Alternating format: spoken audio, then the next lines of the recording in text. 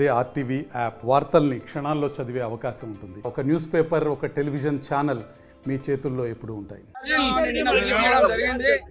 కావున జర్నలిస్టులపై దాడులను ఖండిస్తూ ఈ రోజు మోర్తాల్లో ధర్నా, రాజ్య రహదారి నిర్బంధించి ధర్నా చేయడం జరుగుతున్నది. ఎందుకంటే వార్తల కవరేజీకి వెళ్లిన జర్నలిస్టులపై దాడులు చేయడము ఏమైన చర్యగా మేము జర్నలిస్టుల తరఫున ఖండిస్తున్నాము. ఎందుకంటే ప్రజలకు, గవర్నమెంట్ కు మధ్యలో వారధిగా ఉన్న ఎవరు అంటే జర్నలిస్టులే. ఇలా జర్నలిస్టులపై దాడులు జరిగితే ఇలా గవర్నమెంట్ చేసే మంచి అభివృద్ధి కార్యక్రమాలు బయటకు ఎట్లా వస్తాయి, గ్రామాల అభివృద్ధి చేసే కార్యక్రమాలు బయటకు ఎట్లా వస్తాయి?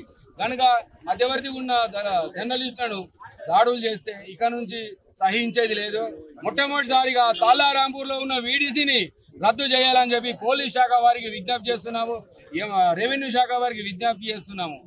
కావున వారి దాడి చేసిన వారిని తక్షణమే అరెస్ట్ చేసి రిమాండ్కు పంపాలని మా జర్నలిస్టు తరఫున కోరుతున్నాము. రెండవది ఏంటంటే మాకు ప్రొటెక్షన్ ఇవ్వకపోతే పోలీస్ వ్యవస్థ ఇట్లనే రోజుకొక దాడులు జరుగుతూ ఉంటే మేము ఊరుకునే ప్రసక్తి లేదు, ఊరుకోము. కావున ఎక్కడైనా సరే ఈ ఆర్మూర్ ప్రాంతం, బాల్కొండ ప్రాంతంలో తప్ప వీడీసీలు నిజామాబాద్ జిల్లాలో ఎక్కడ లేవు. ఈ ప్రాంతంలో ఉన్నాయి కనుక ఈ ప్రాంతంలో ఉన్న వీడీసీలను రద్దు చేయాలని చెప్పేసి మేము కోరుతున్నాము.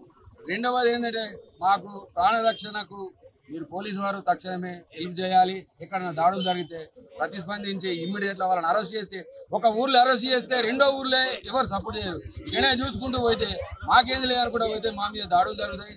రేపు తెల్లారి ముందుగా మేమ్స్గా గదే చేయవలసి వస్తుంది, ఈ రిపోర్టర్ పక్కకు పెట్టవలసి వస్తుంది. అట్లా కావద్దని చెప్పేసి ఈరోజు క్షుణ్ణంగా ధర్నా పిలిపించి కూర్చొని మర్యాదగా పోలీసు వారు మాకు సహకరించారు, మేము వారికి సహకరిస్తున్నాము.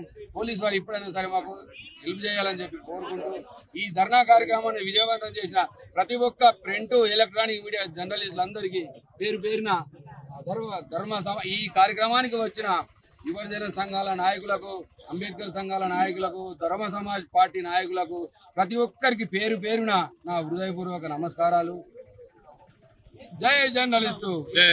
తెలుగులో న్యూస్ కి ఫాస్టెస్ట్ యాప్ ఇప్పుడు టోటల్లీ న్యూ అవతార్లో జస్ట్ 5 seconds లో కంప్లీట్ న్యూస్, సోషల్ మీడియాలో ట్రెండ్స్ కి one stop solution, live TV app, voice search option తో ఇప్పుడే డౌన్లోడ్ చేయండి లేదా అప్డేట్ అయిపోండి.